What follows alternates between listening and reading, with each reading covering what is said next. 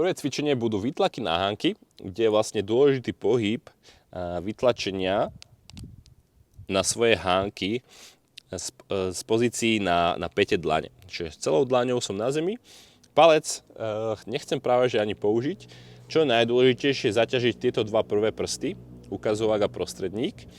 A malým alebo postupným pohybom sa chcem dostať postupne na prvé hánky svojich rúk a pomaličky sa vrátiť naspäť. Ak to bude pre teba ľahké, jednoduché zaťaženie vytvoríš pohybom koliem dozadu, kde už si musíš dať väčší pozor na synchronizáciu pohybu obidvoch rúk.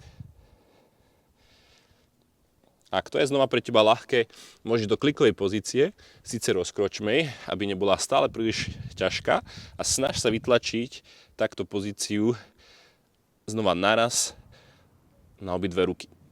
Ak to je pre teba nereálne a stále by si sa chcel posunúť, môžeš sa dostať hore ruku po ruke a dole sa skús spúšťať znova synchronizovane.